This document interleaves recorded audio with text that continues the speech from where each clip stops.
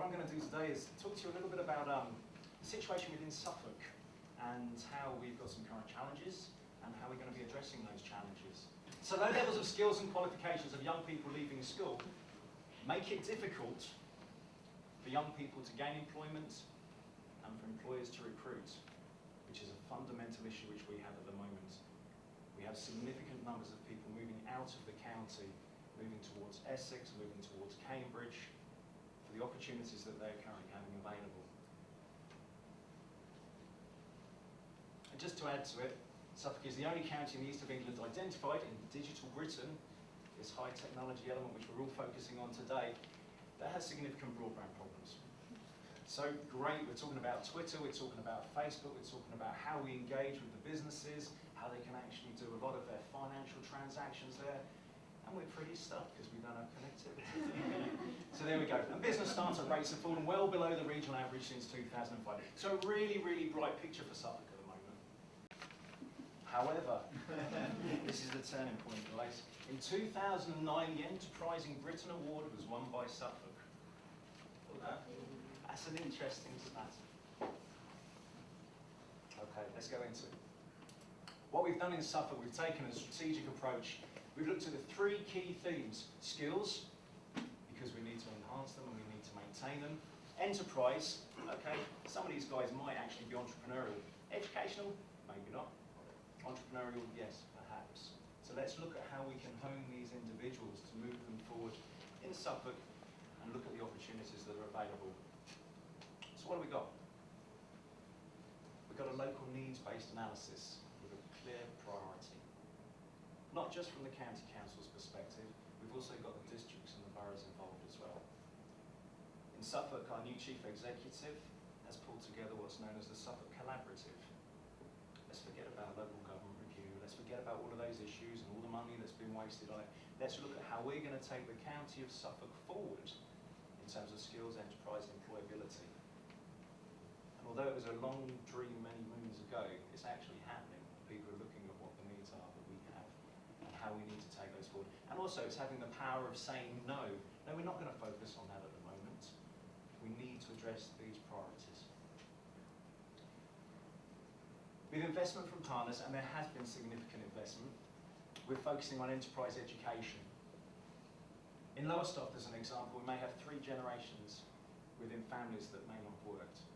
So these are some of the things which we're addressing. Not necessarily big business, but looking at how we can start the small seeds of those people who want to take things forward. We're setting up business loans, not high rate, 29%, pay it back next week, because it doesn't work. We've got corporate development finance initiatives locally, CDFIs, good examples for finance, not necessarily good examples for small business. We have to look at what is appropriate for them. So we're looking at grants. We're looking at how we work with incubator units. We're looking at whether or not we can offer access to them from slow stages so that people who've got manageable terms, easy in, easy out, flexible tenancies, need it for an hour, you can rent it for an hour. Need it for a month, you can have it for a month. No penalty clauses. People are becoming a lot more engaged with the barriers when we remove them. It's an interesting concept because a lot of the people we're working with, the enterprise agencies, fear the fact that if they haven't got people in there, they won't be making an income. My argument is if you've only got them in there for an hour, you're still making an income when it could have been empty anyway. And we're looking at how we can engage with them through mobile phones, through texting, through central reservation systems, and using the web as well. And it's quite interesting. Just yesterday, I spoke to one enterprise agency and said, okay, this Venture Navigator thing, we've all been looking at it, what do you reckon? Superb, they said. We're actually looking at whether we can change it from our website into the Venture Navigator website. Still headed up, still integrated, but what we're getting is we're getting a unified approach to it. From my perspective, that got me thinking, and I said, okay, let's see how we can work with the other enterprise agencies. So, as Emma will prove at the back, we pulled all the enterprise agencies in Suffolk together and said to them, what do you think about it? Warts and all, tell us. Prince's Trust are now floating this regionally to see whether or not they can utilise Venture Navigator as a tool for their business start programme. All of those individuals who go through the programme will have to have completed the business assessment before they go to panel for them to be awarded funding. So for me, that's quite a result. People are seeing it, they're using it, they're getting engaged with it. And that's going to start telling us some stories. One of the other things we put in place in Suffolk is LEAP, which stands for Learning Enterprise Access Points. That's quite a novel approach. We took potentially £3 million of EDA funding, and we matched it with other funding from University Campus Suffolk, and we've established open access centres situated in children's centres, situated in libraries, and situated in high street shopfront areas. We're also doing Backing Young Suffolk. Quite an interesting concept, this one as well. Okay, we've got a lot of kids who aren't going on in education, we've got a lot of employers who need skills. What are we doing? Well, we're going to be looking at doing a love match, is what I'm calling it at the minute. We're going to be looking at a bureau.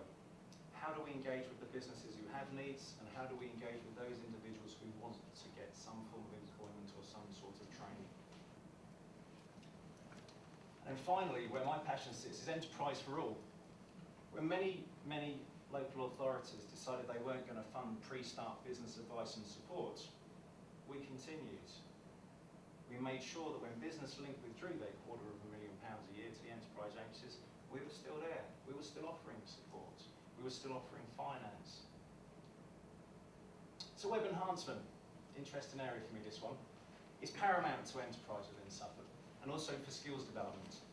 One thing that we haven't mentioned today in discussions we've had earlier is that within Venture Navigator there's skills assessments options as well for individuals. If they want to see what they're good at, they can go online, they can trial it.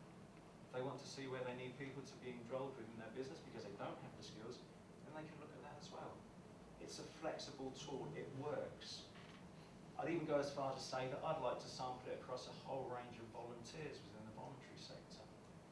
Because the issue for me is they can then skill themselves, they can then look at the assessments. It takes it from a purely business model into a much wider social model.